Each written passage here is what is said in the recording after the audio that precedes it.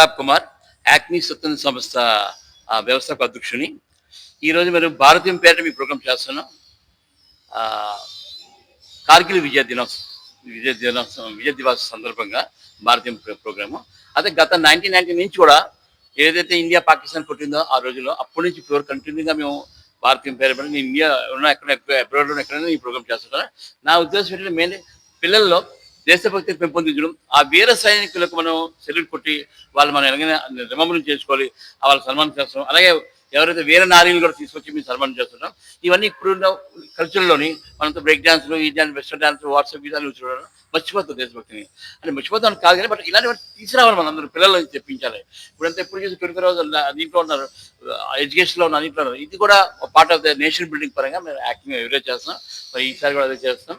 So మాకు support చేసేటువంటి అందరికీ కూడా ముఖ్యంగా మీడియా మిత్రులందరూ కూడా ప్రతి సంవత్సరం చేసిన ప్రతి ప్రోగ్రామ్ యాక్టివ్ చేసిన ప్రోగ్రామ్ కూడా మీరు సపోర్ట్ చేస్తారు మాకు అందరికీ. సో ఈ సపోర్ట్ ఉంటే ఇంకా ముందుకు ఎన్నో ప్రోగ్రామ్ చేసి ఫర్ ద నేషన్ దేశం కోసం మా వంతు మీకు కృషి చేయగలని మనం చేసుకున్నాను.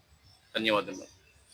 నగరంలో ఉడా చిల్డ్రన్స్ థియేటర్లో భారతీయం అనే కార్యక్రమం గత కొన్ని సంవత్సరాలుగా జరుగుతుంది. ఇందులో ఈరోజు నేను భాగస్వామి అవుతున్నందుకు చాలా ఆనందపడుతున్నాను, గర్వపడుతున్నాను. ముఖ్యంగా భారతదేశాన్ని అనునిత్యం 24 గంటలు డాగ కళ్ళుతో మనల్ని అందరినీ కాపాడుతున్నటువంటి వీర సైనికులు ఎవరైతే ఉన్నారో, వీర మరణం పొందినటువంటి వారు, కార్గిల్ విజయ్ దివాస్లో చనిపోయినటువంటి సైనికులు యొక్క త్యాగాలను గుర్తు చేసి ఈ యొక్క కార్యక్రమాన్ని నిర్వహించడం జరిగింది. ఇందులో నేను భాగస్వామ్యం కావడం నాకు చాలా ఆనందంగా ఉంది.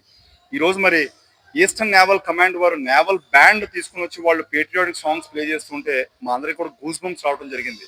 మరి వీరమరణం పొందినటువంటి సైనికులు ఎక్కడో ఉన్నారు, వారి ఆత్మలలో.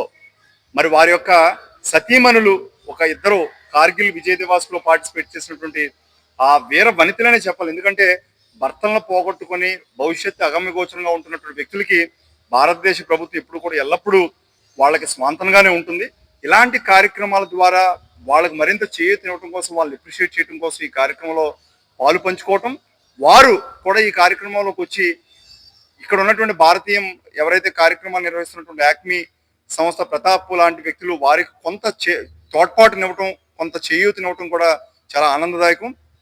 మనందరం ఒకటే గుర్తుపెట్టుకోవాలి, జై జవాన్ జై కిసాన్ అనేటువంటి నినాదం మనం ఎప్పటి నుంచో స్వాతంత్రానికి మునుపటి నుంచి మనం మాట్లాడుకుంటున్నాం.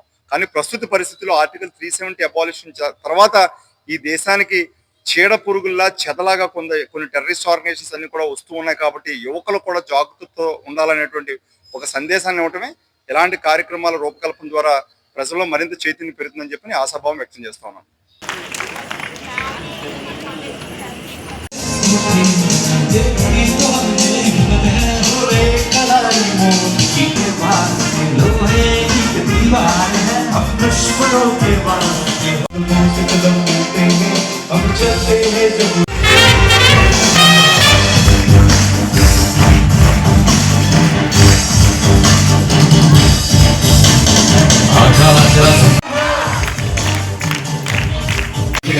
Come on, guys.